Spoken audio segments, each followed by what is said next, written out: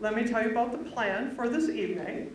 In the first half of our event, we'll hear from our guest, of course. Then we'll take a 5-minute break and come back for a panel discussion with our guest and some of our students. At the end of the event, our event's interns will have multiple lines set up to scan the ID cards for the students that need attendance credits. So it's now my great pleasure to introduce tonight's guest speaker, Ms. Bethany McLean, who will be sharing her thoughts on why business goes bad. Let me mention just a few of the highlights from Ms. McLean's extensive career as a business journalist and author. She is the co-author of the 2003 book, The Smartest Guys in the Room, The Amazing Rise and Scandalous Fall of Enron, which was then the basis for the Academy Award-nominated documentary of the same name. She's co-author of the 2010 book, All the Devils Are Here, The Hidden History of the Financial Crisis. She's been a writer and editor at Fortune and Vanity Fair, and most recently, she is the host of the Making a Killing podcast. So please join me in giving a warm Stevens Point welcome to Ms. Bethany McLean.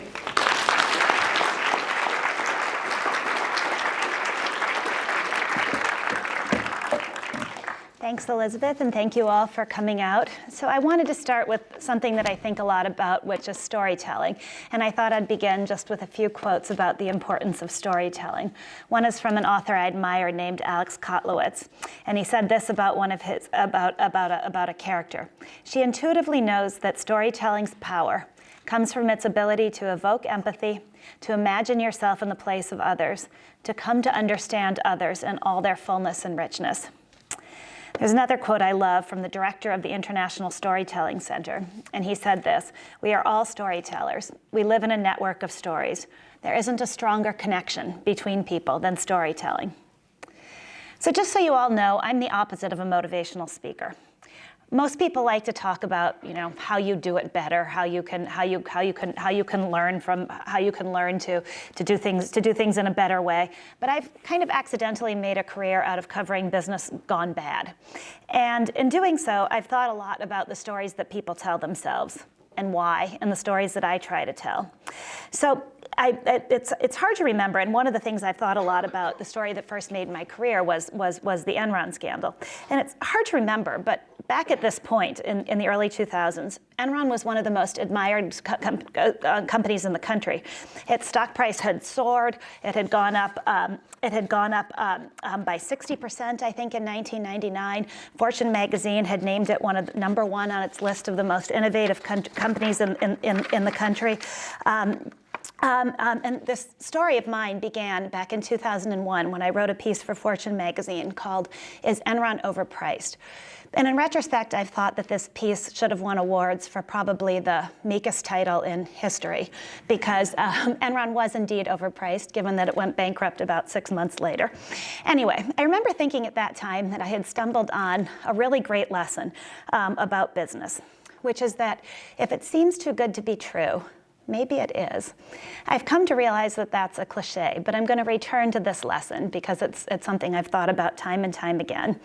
So I came to my study of business gone wrong through a slightly odd career trajectory. I majored in math and English as an undergrad, which I guess could be seen as the sign of a disturbed mind. I went to work, I grew up in a mining town in northern Minnesota called Hibbing, which some of you in this room may know, given your location. And I had no idea what a bank was apart from the local merchants and miners bank. But I somehow ended up after college working at a big bank, Goldman Sachs in New York. And I spent 3 years there and then decided somewhat randomly that I'd always wanted to be a journalist. So I made the switch to working at Fortune magazine. And when I got to Fortune, I quickly developed a reputation for being debatably smart, but definitely unable to write. And this was the era of the first dot-com bubble. In case you didn't know it, we're now in the second dot-com bubble. But this was the first dot-com bubble. And everybody wanted to write the big story of the billionaire, the overnight billionaire. And no one was going to let me write those stories because I couldn't write. So instead, I was assigned to do a pretty wonky investing column that ran in the back of Fortune magazine called Companies to Watch. And I was supposed to pick 3 stocks that were going to double or triple in value every couple of weeks. And for those of you who know investing in the audience, you're thinking, she could do that? She could pick stocks that were going to do that? And the truth was, I couldn't. So I'm going to apologize to anybody in this room who might have read those columns back in the day. But they were very easy stories to write because there were no shortage of people who would come by Fortune and tell me about these great companies that were going to double or triple or quadruple in value. And these might be company executives or stock market analysts who would buy ratings on the stocks or portfolio managers who own the stock. And at first I was completely unskeptical. And I would write up these great little stories and they were great. And then promptly watch in horror as the stock usually went in exactly the opposite direction. And I started, that was the beginning of what I like to think of as my skepticism rather than my cynicism. And I think there's a big difference between the two. But I started to realize that Wall Street is mainly this giant buy machine where lots of people are going to make money if things go up. And very few people want to point things out when something is likely to go wrong. So I started to seek out the sources who were going to figure out when things were going to go wrong, mainly because, not out of any desire to take down business. I'm actually a big admirer of business, but more because I didn't want to give people bad advice. I was tired of being wrong. And so I started to cultivate the skeptics in the stock market, the people who are looking for the stocks that might decline in value. And I developed a relationship with a longtime short seller. And at one point he called me up. This was probably the fall of 2000. And he said, tell me if you can figure out how Enron makes its money. And he was very amused because Fortune had named Enron its most innovative company on its most admired list for the past, I think, 6 or 7 years running. I like to joke that Enron actually was the most innovative company in corporate America, certainly if you believe in creative accounting. And that's still true all these decades later. So I started to try to investigate and to try to see if I could figure out how Enron made its money. And I'll never forget, I called up a analyst who was at one of the credit rating agencies who was responsible for rating the safety of Enron's debt. And the credit rating agencies all said that Enron's debt was investment grade. Later they'd say the same thing about subprime mortgage debt, meaning that it was supposed to be safe. And they kept that rating on Enron's debt up until a few days before its bankruptcy. But anyway, I remember asking this guy, well, how does Enron make its money? And he laughed and he said, well, you tell me if you figure it out. And I thought, oh dear. Anyway, so I called up Enron before the story ran, and much to my surprise, I thought they'd sort of laugh off my work.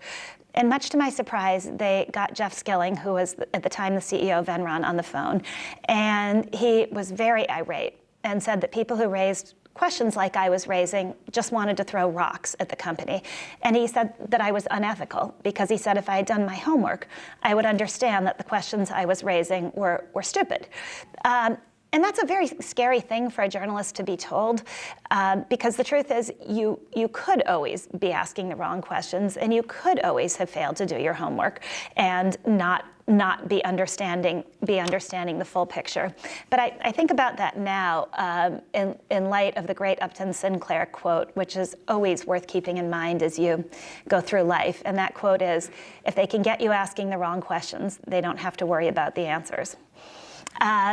So after that conversation with Jeff Skilling, they had 3 Enron executives fly up to New York to sit down with me at Fortune, including Andy Fastow, who was then the CFO of the company, and who later, like Jeff Skilling, went to jail for his role in the scandal. And he said at the end of this long meeting with me and my editors, I don't care what you say about the company, just don't make me look bad. It was a joke, but in many jokes there lies an element of truth. Anyway, so people have often said to me when I talk about my career covering business, don't you want to write about something else? Don't you want to write about politics? Don't you want to write about something more interesting? And I always say, oh, no, it doesn't get any better than covering business, because it proves that old adage that truth is stranger than fiction over and over again.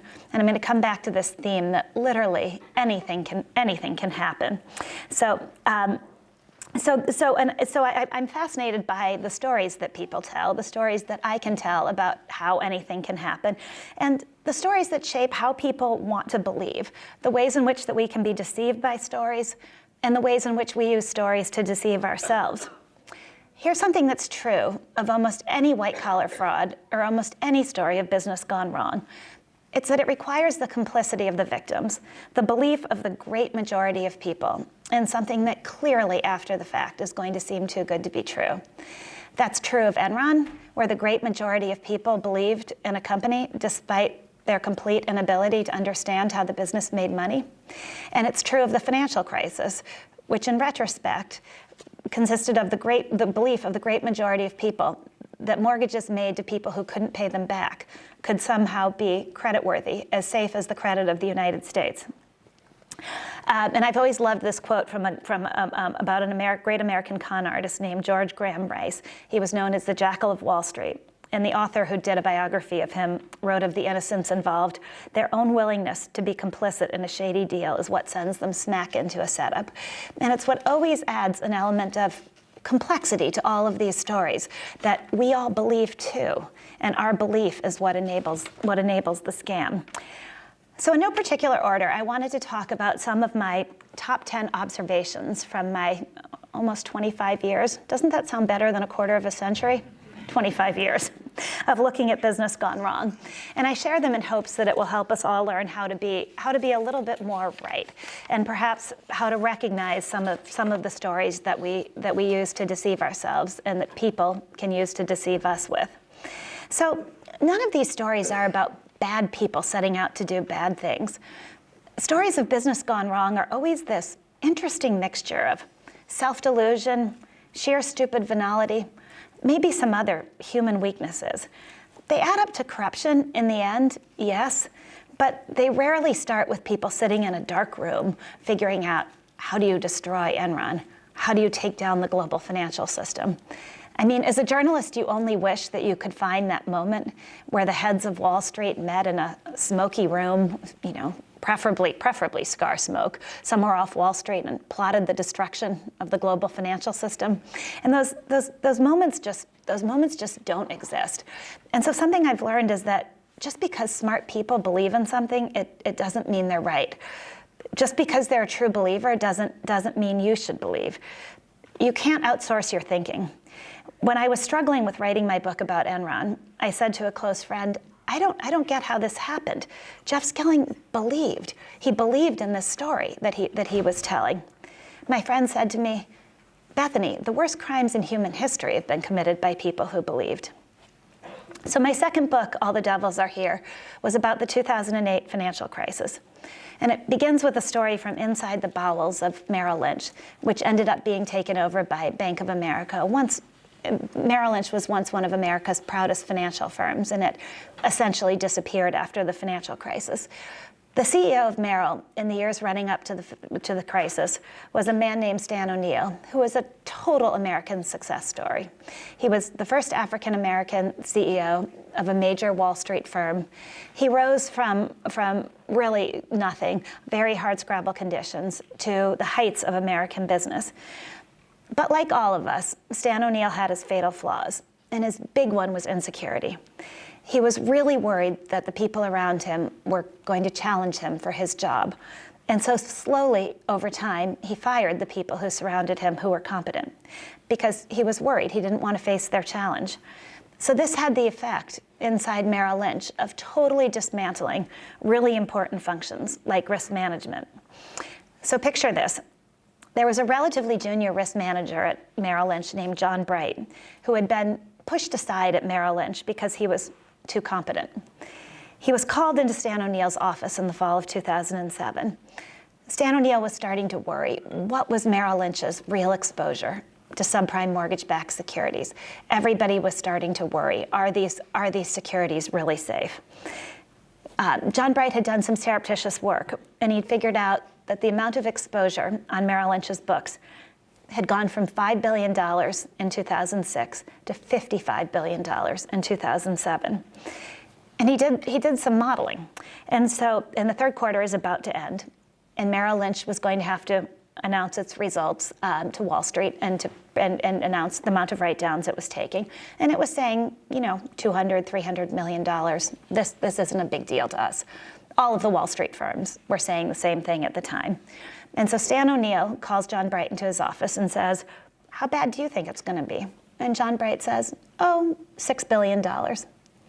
And he said he'd never forget how Stan O'Neill looked at that moment, that he looked like he'd been kicked in the stomach.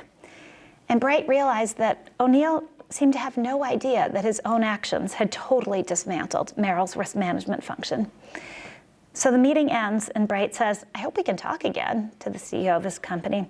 And Stan O'Neill says, I don't know. I'm not sure how much longer I'm going to be around. So sure enough, he was fired a few weeks later by the board. So John Bright walks back to his desk with this realization that he's this mid-level employee who's totally out of the loop and who has been pushed aside, and that he's just told one of the most powerful men on Wall Street that the party is over.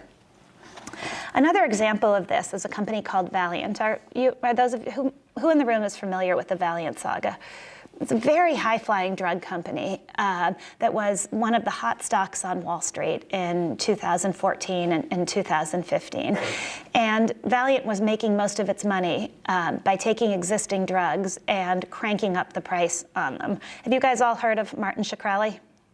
So Martin Shkreli got an enormous amount of bad press and essentially ended up in jail for raising the price on a rare drug by, I think, 3,000%, something that shockingly enough is not against the law. But Martin Shkreli is sort of the canary in the coal mine, because a lot of other companies on Wall Street were making money doing exactly the same thing. And Valiant was example number one. But somehow Valiant was able to get away with it because lots of people on Wall Street were invested in Valiant and were making money based on Valiant strategy. As a little aside, I remember looking at a big investor in Valiant who was opining on how what Martin Shkreli had done was just unconscionable, and how could this be allowed in American society? And I said, why is what Valiant is doing any different? And he looked at me and he said, that's a really good question. But the difference was that nobody else made money off what Martin Shkreli was doing, and everybody was making money off Valiant's strategy. Anyway,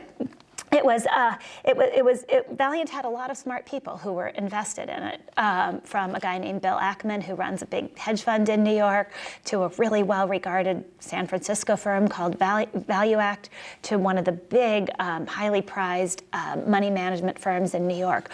And so a lot of people looked at what Valiant was doing and said, well, look at all these smart people who have signed off on this strategy. I guess it's okay. I don't really need to do my own homework. I think about that again when I look at the debacle that was the WeWork IPO. Have you guys paid attention to that? It was a company whose business model was always nonsensical, that was supposed to go public last fall. I've actually taken to calling it We Don't Work. The company was supposed to go public, and big investment banks, J.P. Morgan, Goldman Sachs, the biggest, supposedly the smartest investment banks in the country, told people that the company could be worth between almost $50 billion when it went public.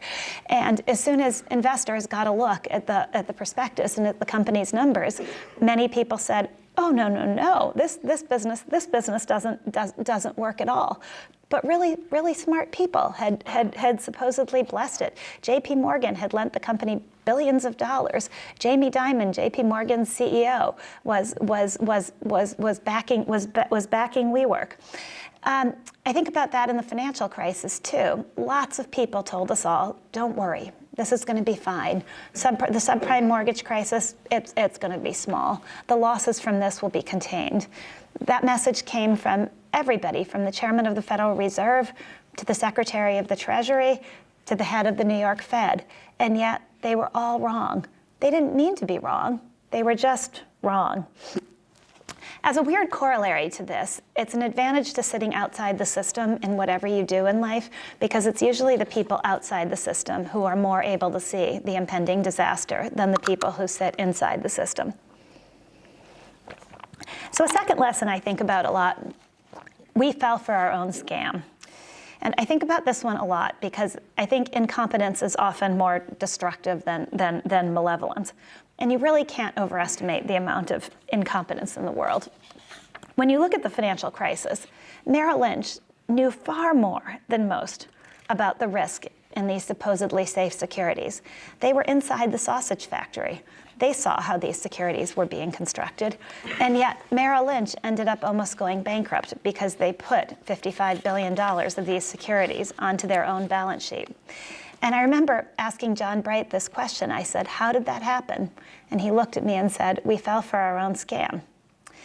So for years, this belief that big institutions were too smart to do stupid things has ruled our system. It's why Alan Greenspan, the former and once revered chairman of the Federal Reserve, was a fairly hands-off regulator. He really believed banks wouldn't do anything stupid because it wasn't in their interest to do so. I remember talking to community activists who, during the 1990s, tried desperately to get the Federal Reserve to rein in the rules surrounding subprime mortgages because they said people are getting mortgages they can't afford. And it doesn't matter if this is predatory lending or predatory borrowing, but this is unsafe for the financial system. And Greenspan simply wouldn't do anything about it because his ideology said this can't be happening. Banks wouldn't do something stupid. They wouldn't risk their shareholders' money. In 2008, after the financial crisis, Alan Greenspan said this to Congress: those of us who have looked to the self-interest of lending institutions to protect shareholders' equity, myself included, are in a state of shocked disbelief. So now to Enron. The title of the other Enron book, yes, there was another Enron book, was Conspiracy of Fools. And it was a good title. I mean, of course, Smartest Guys in the Room is a better title. But in the end, if Enron had been able to run businesses that made money, they wouldn't have needed to resort to all the tricks that they did. So a third lesson I think about a lot is garbage in, garbage out. I did a piece for Vanity Fair a couple of years ago about Wells Fargo's fake account scandal. Have you all paid attention to that? So Wells Fargo was the bank that came out of the financial crisis with the best reputation.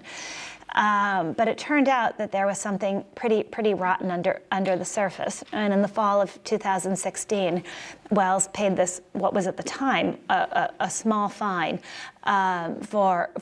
because regulators had noticed that they were opening all sorts of fake accounts because their salespeople were incentivized to meet these crazy targets for opening new accounts. Wells Fargo had this goal that every customer had to have 8 products with Wells Fargo. And it was a slogan the sales force was pushed to create called 8 is great. And they put an inordinate amount of pressure on people at the bottom end of the totem pole, the tellers working in their branches and the local salespeople, to push customers to open accounts. And people, when forced with completely unrealistic targets that they have to meet because their jobs depend on it, will resort to unconscionable actions, which Wells Fargo salespeople did. And as a little aside, to me, this actually is what's wrong with capitalism today. I have no problem with people who take risk, making great amounts of money.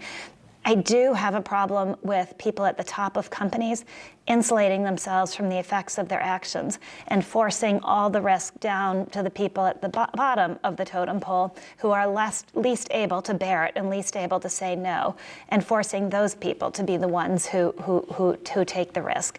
And that, to me, seems like a perversion of capitalism and something that we all, I think, need to be very wary of. Anyway, what struck me on the garbage in, garbage out note with Wells Fargo was that Wells Fargo knew years in advance that they had a problem with their sales force opening fake accounts for people. The Los Angeles Times actually did a really important piece of journalism in 2013 about what was happening. And Wells Fargo CEO at the time, John Stumpf, who would later lose his job over this scandal and his reputation, got involved. And he sent an email to his staff after Wells Fargo did an internal investigation. And he said, we should be proud of ourselves. We don't need to fault ourselves for this because our internal investigation shows that less than 1% of our sales force is engaged in this type of behavior. Look at how great we are.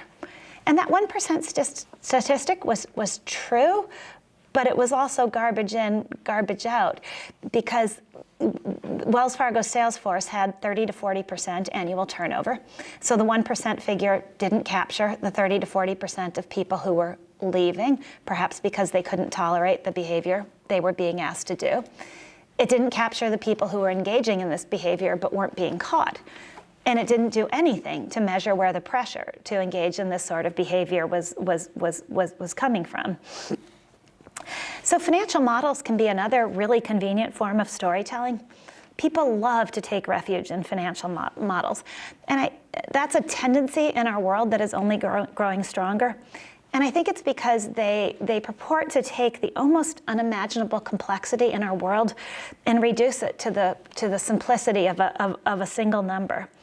And in doing so, they forget that if you are putting in the wrong inputs, the outputs are irrelevant.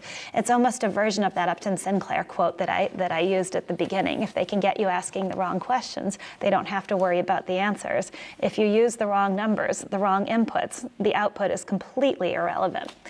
So one of the numbers that Wall Street relied upon in the financial crisis was a number called value at risk, which purported to measure how much risk a financial firm was taking on any given day, how much money they might lose.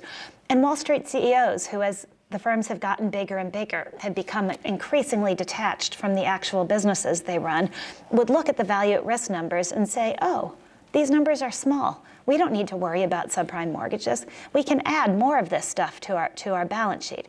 But the models were getting the risk all wrong, and everybody ended up losing a lot more money than the models predicted. And I worry about this a lot because our world is only getting more complex, and the tendency or the temptation to take refuge in a number that looks to be simple, but actually is just misleading, is only going to grow stronger and stronger. So a source said to me about the 2008 financial crisis, which I also loved, by the standards of a physicist, Wall Street is quantitatively illiterate. Another lesson I think about, and this is going to sound a bit random, is the dog and the duck. And I've come up with a term for this concept that I actually call legal fraud. And I'm going to use Enron as an example. And what I mean by legal fraud is that Enron has gone down in history as one of the biggest frauds of all time, right? But much of what they did actually met the letter of the law. They used accountants and lawyers to sign off on really complex financial statements that basically twisted the intent of the law, but met the letter of the law. And then they used this to do their accounting. And so when you added it all up, you had a company whose financial statements completely misrepresented economic reality, even though each of the transactions itself met the letter of the law. Enron even wrote this into their risk management policy. So I'm going to see if I can read this to you with a straight face. This is literally from Enron's risk management book. Reported earnings follow the rules and conventions of accounting and are not always in accordance with economic reality. Management is judged based on reported earnings. Therefore, risk management strategies are aimed at reported earnings, not economic reality. Interesting for all the accountants in the room, right? So back to the duck and the dog. An accountant who worked at Enron told me that you could sum up Enron's accounting with the dog and the duck analogy. He said, say you have a dog, but you want it to look like a duck on the financial statements. So you give it yellow feet, a white coat, a beak, and you say to your auditors, look, it's a duck. Everyone can look at it and see that it's a dog, but you've met all the rules for calling it a duck. So you can see that this was the complexity inherent in Enron by the fact that the company went bankrupt in in the fall of 2000, and yet Jeff Skilling and Ken Lay, the CEO and the chairman, weren't indicted until I think the summer of 2003 or the summer of 2004, and they didn't go on trial until the summer of 2006. And I told the story in a classroom earlier today about why Jeff Skilling was convicted, and I actually think it was a very narrow decision. And if you guys want to hear that story later on, someone asked me about it. So back to Valeant Pharmaceuticals and its strategy of raising the price on drugs to utterly unconscionable levels. I actually first got involved in the story when a friend of mine who suffers from a disease called Wilson's disease, which is a very rare disease where your body can't metabolize copper. Called me and said that the price of her medication for Wilson's disease had gone from $1 a day for the pills she took to over $300,000 a year when Valiant took ownership of these drugs. But they did it for these very niche drugs and managed to avoid the headlines that entrapped Martin Shkreli. After Valiant collapsed, everybody said, for sure, somebody here has to go to jail. How can this be legal? Only a few people were ever charged in the Valiant case. It's definitely over. My friend Alex Gibney, who made the documentary about Enron, the smartest guys in the room, also made a film for Netflix called Dirty Money and featuring Valiant, and it's his whole series, Dirty Money series, is worth watching for those of you who haven't. And Senator Claire McCaskill said on the Netflix documentary, "We didn't find anything they were doing that was actually illegal." So people who engage in this behavior, it's back to my point at the beginning that people don't necessarily see that they're doing bad things. They tell themselves a story. They convince themselves, I'm not breaking the law. I've come to believe that that's a really dangerous game to play. One, in Enron's case, is that when your corporate mantra is to push and twist the rules to the limit, the rules inevitably get broken. A second is that there's a kind of karma in this. Maybe nobody went to jail in the Valiant saga, but the CEO of Valiant, Mike Pearson, will probably never be able to work again, and the company still collapsed into ignominy. Perhaps the best recent example of this I can think of is a story I did for Vanity Fair on the opioid crisis. Are people in this room paying attention to the opioid crisis? So there's a company called Purdue Pharmaceuticals run by the Sackler family that has really been at the center of this, and the Sacklers have become some of America's favorite villains, and rightly so. Investigators have calculated that the family made at least $4 billion from the sale of Purdue Pharma's opioid known as OxyContin. I got involved when a representative for the family came to me and said, David Sackler, who is a third-generation member of the board of Purdue, wanted to talk about his side of the story. And I was prepared to listen because I'm always contrarian. And he laid out an argument for me. The FDA approved OxyContin. The science changed. We didn't know how addictive it was. There was a study at the time that said only 1% of people taking it would get addictive. It's not our fault that the science surrounding this changed. It was only over time that we knew. He said to me, doctors believe too. Doctors push this pill. They believe too. Everyone was searching for a cure for pain as it became the fifth vital sign. An entity called the Joint Commission in 2001 even started to make it part of their standard of care, asking patients, do you feel that your pain was adequately treated? And that move really helped spread opioids across the country because physicians felt an immense amount of pressure to prescribe opioids to their patients so that their patients would say their pain was being adequately treated so that physicians wouldn't be criticized for not adequately treating pain. The interesting thing is that all of that story is true, except seen through another prism, it's not really true. The FDA, which approved OxyContin, gets all of its funding from the drug companies whose products it regulates. So can the FDA truly be independent? The study showing that only 1% of patients got addicted wasn't really a study. It was a small note that a couple of doctors wrote in a medical journal totally ancillary to another study that was going on. OxyContin was never studied, nor was any opioid, in a wide patient population to determine how addictive it was. And yet it was rolled out across the country with an intense marketing push without any attention paid to the limitations of that purported study. Doctors were paid immense amounts of money to push OxyContin on their patients and to tell their patients that it wasn't addictive. The Joint Commission took at least $2 million from Purdue Pharmaceuticals and from other pharmaceutical makers as they changed those standards and made pain into a fifth vital sign and encouraged doctors to push opioids out onto the population. So you can write yourself a narrative in which the Sackler family did nothing wrong, or you can see every action through a different prism and write yourself precisely the opposite narrative. Another lesson that I think about is let's see if I can pronounce this with a straight face, a synonym for magniloquent. So ask any venture capitalist in Silicon Valley today, and they'll tell you usually that the more ornate the pitch deck, the more ornate the marketing materials, the weaker the company. The more adjectives somebody uses, it seems, the more they have to hide. It's another way of telling a story that is meant to obfuscate rather than to reveal. I've begun to think that the same thing is true of corporate codes of ethics and corporate culture statements. The grander the words, the more earnest their promises, the more potential there is for problems. Enron had the best code of ethics. I mean, really, it was great. In their case, the flowery language was actually literal. Yes, they had their code of ethics printed on a bookmark that was covered in flowers, beautiful red roses. I'll read you my favorite part from Enron's code of ethics. We treat others as we would like to be treated ourselves. We don't tolerate abusive or disrespectful treatment. Ruthlessness, callousness, and arrogance don't belong here. But the reality of Enron was the exact opposite. People were paid and valued for the short-term earnings they could create, no matter who and what they stepped on in order to reach their goals. You could point a finger at Wells Fargo here, too.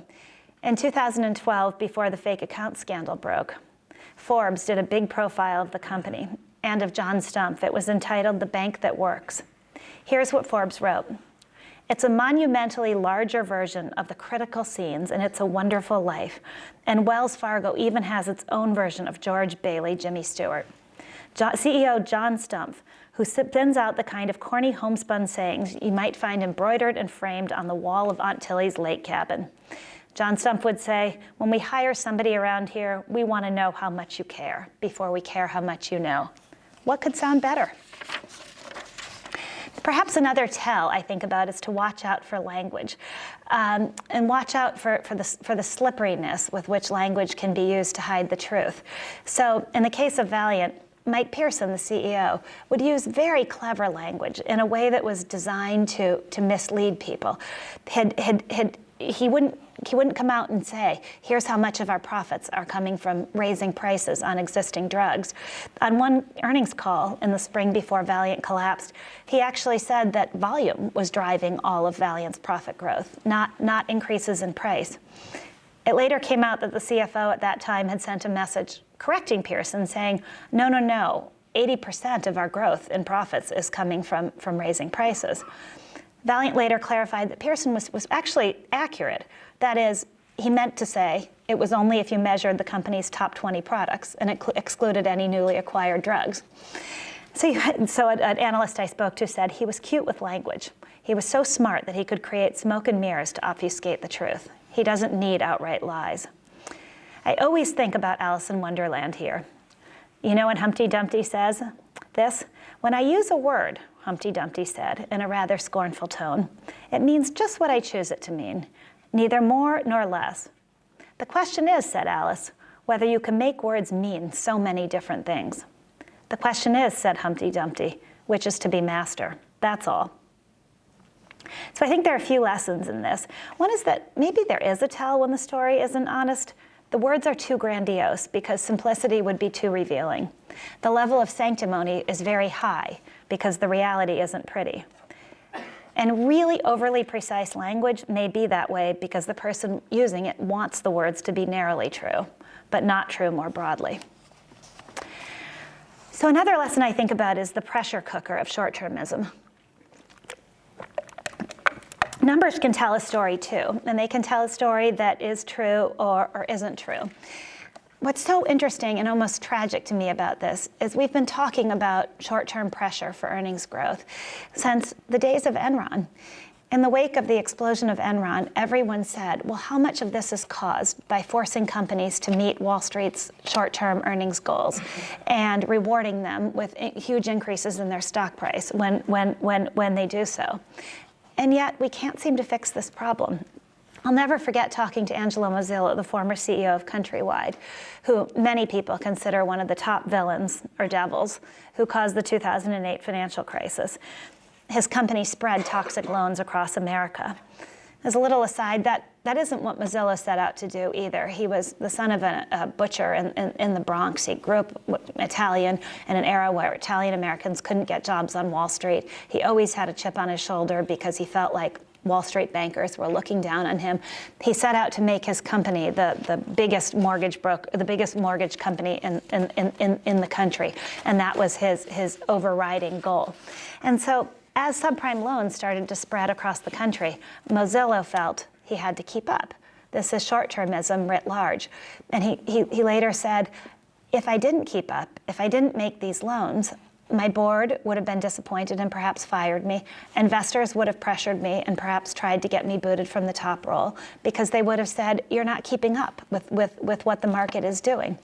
So instead, Countrywide embraced what Mozilo called the supermarket strategy, which meant that if the bad mortgage lender down the road made a loan, any kind of loan, Countrywide would make the same loan, so it didn't risk losing any market share to the shoddy subprime mortgage originator down the street.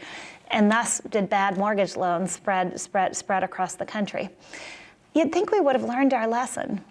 But McKinsey, the big consulting firm, recently surveyed more than 1,000 corporate-level executives and board members around the world. 65% of them, almost 2/3 of them, said the pressure to generate short-term financial results had intensified in recent years.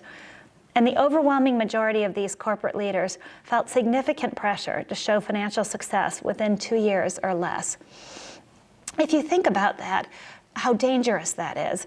It not only means an increased potential for fraud, right? As corporate leaders try desperately to show the quarterly results that Wall Street wants to see. But what does that mean about opportunities lost?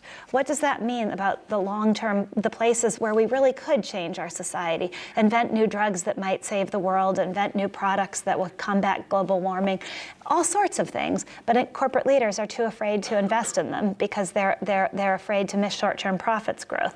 There are lots of ways in which people are trying to fix this problem. You had Jamie Dimon and Warren Buffett recently wrote an op-ed for the Wall Street Journal about the dangers of short-termism, and I'm skeptical that any of this is going to make a difference. As an aside, though, I did one of the few positive stories I've gotten to do was a profile of Warren Buffett for Vanity Fair a bunch of years ago, and Buffett said, "Sure, come to Omaha and spend the day with me," and he really did spend the day with me. It was actually quite exhausting because when you ask Warren Buffett a question, he answers, and then he looks at you and waits for the next question. And after a couple of hours of this, you start to run out of questions, and you think, "I need a nap." But anyway, Buffett said something to me that I'll never forget. He said his overwhelming goal was for Berkshire Hathaway, his company, to be around in 100 years, because he said, as an insurance company, which Berkshire Hathaway is in part, we've made promises to pay people that stretch 100 years into the future. And if we can't deliver on those promises, that's not what I want my legacy to be. And I thought, if only more people in corporate America thought this way and had this goal, that their companies were around in 100 years to still be fulfilling the promises they'd made to employees, to customers, and to other stakeholders. Another lesson I think about is, I've titled it jokingly, Gambling in Casablanca. Just because there's a narrative doesn't mean it won't change. Just because behavior is known and accepted doesn't mean it will be that way tomorrow. The mood of the public, the press, and yes, prosecutors can switch on a dime, and today's hero can be tomorrow's pariah. I don't know if any of you remember the Wall Street analyst scandal from the late 1990s. It was the first dot-com bubble, and lots of Wall Street analysts were putting buy ratings on stocks and then secretly running around and calling the stocks junk to their more favored investors, and putting buy ratings on the stocks just so their firms could get investment banking business. And the funny thing is, that wasn't a secret. Everybody knew that was the way the game was played. But it wasn't until Eliot Spitzer, the New York Attorney General, who later became famous for other reasons, actually prosecuted the Wall Street firms for this behavior, that everybody said, "Oh, no, that's completely unacceptable." The same thing was true of Valiant. All the big investors in Valiant knew what the company was doing and knew that they were raising prices on existing drugs to unconscionable levels. But it didn't stop investors from sitting in front of Congress and saying they were shocked that this was taking place, shocked that there was gambling in Casablanca. So a corollary I think about is that just because every scandal requires the complicity of the victims, and therefore means that blame should be shared, doesn't mean that when the story gets told, the blame will be shared.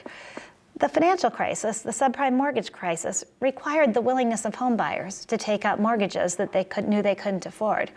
At the end of the day, the narrative still got simplified to Wall Street greed. So I think being aware of this can make you a better business person, because if you know that the narrative can shift, then maybe you can pick up on clues when the narrative is shifting. And right now, for an example, I'd use big tech. Google and Facebook. The narrative is definitely shifting on whether these are forces for good in our society or perhaps forces for evil. So another lesson I think about is to beware the cult of personality. There are so many examples of even super smart analytical investors disregarding the numbers because of their belief in the person. The cult of personality is a real thing. Sometimes people who inspire others really can change the world, but other times, well. So I come back to Jeff Skilling here. Why did so many people believe in Enron? Why did so many people believe in Jeff Skilling? What power did he have?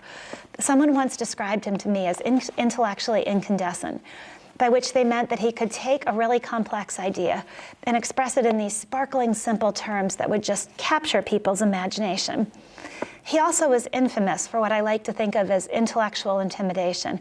He'd divide the world into two groups of people, the people who got it and the people who didn't get it. Everybody, even the super smart Wall Street investors, wanted to be included in the group of people who got it. They didn't want to risk being in the group of people, the uncool people who didn't get it. And so people pretended to understand even when they didn't.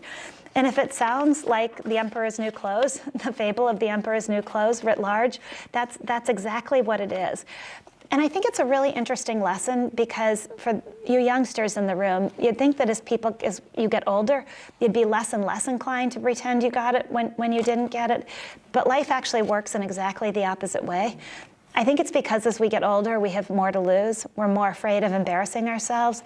And so we're actually more likely to pretend we get it when we don't, because we don't want to suffer the embarrassment of being in the group that doesn't get it. Jeff Skilling also had another practice that I think about a lot, which someone once called to me the McKinsey data dump. And what they meant by that, and you see it on TV all the time, was that when Jeff Skilling didn't want to answer a question, he'd proceed to give a long answer with an enormous amount of data. And if you were listening to him, you'd think, well, somewhere in that, there's got to be the answer. I just wasn't smart enough to hear it. So I'm going to pretend that I understood what he said, because he gave me so much information. The answer must be in there somewhere. But of course it wasn't. It's really easy to fall for these things, and even I am standing up here telling you this, and yet I fall for it repeatedly. For me, the only thing that makes me be intellectually honest is the process of writing. When I sit down to write something, I have to come face to face with what I actually understood and what I didn't understand. And so I think it's a really good lesson for everyone in this room to figure out for yourself what it is that makes you admit you understood or didn't understand, you don't always have to call people out on it when you didn't understand, but you should know it for yourself. And if you practice that kind of intellectual honesty, then you're far less likely to get hoodwinked by the person who practices intellectual intimidation. But it's really interesting how much that cult of personality prevails in our business world. I loved this line that the Wall Street Journal wrote about Adam Neumann, the chairman, the CEO of WeWork, and why so many people agreed with him. He wrote, "For startup investors, the 6'5" Mr. Neumann has always had the qualities they crave in Silicon Valley founders. He is intensely ambitious and a masterful storyteller with a magnetic personality who can inspire and sell." What does any of that say about actually being able to run a business? Not much. So my last book was a book called Saudi America, and it featured a character named Aubrey McClendon, who was the CEO of a company called Chesapeake Energy. And McClendon was also a guy who everybody wanted to believe.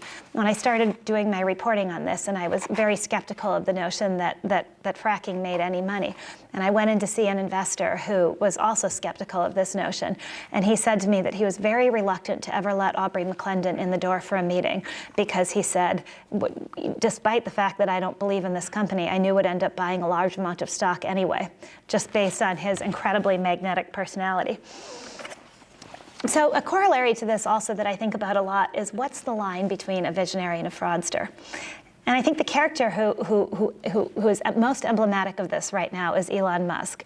Is he a visionary or is he a fraudster? It's an enormous source of debate on Wall Street. And I think what gets so complicated about this is that these two types of people often contain the same character traits, right? Both the visionary and the fraudster can inspire other people, get other people to believe them. They're magnetic, they're intellectually convincing, they convince themselves. They're willing to run over other people in their quest to do what they think is the big thing that needs to be done. My friend John Carreyrou knows more about the Theranos story than I'll ever know. But for those of you who have followed the Theranos story and read his great book, Bad Blood, Elizabeth Holmes is another person who's emblematic of that divide. She was a visionary, but she was also a fraudster. She wasn't able to understand when she'd crossed the line and when she should have listened to the word no. So I wanted to close on this last note and come back to this idea that truth is stranger than fiction. The first Vanity Fair story I ever wrote was about a guy named Henry Nicholas, who was a tech boom billionaire, founded a company called Broadcom, which was a super successful chip maker. And he was indicted in 2008 for stock options backdating. And you guys are thinking, stock options backdating? Vanity Fair? No, that's way too boring. Turned out he was also indicted for essentially running a drug ring. And then it turned out after he was indicted that he'd been sued by contractors who had built a lair under his house that he could use to do drugs and see prostitutes and keep it a secret from his family. Very Vanity Fair, right? Now we've gotten there. But it struck me then, as it does now, as a perfect metaphor for what secrets can lurk beneath the smooth facades of successful businesses. And I ended that Nicholas story with a quote from Calvin and Hobbes that I love. "Do you believe in the devil?" Calvin asks. "You know, a supreme evil being dedicated to the temptation, corruption, and destruction of man?" Replies Hobbes, "I'm not sure that man needs the help." And so on that note, I wanted to open it up to our panel discussion. I guess we're going to take a break, and then we'll come back. Thank you all so very much.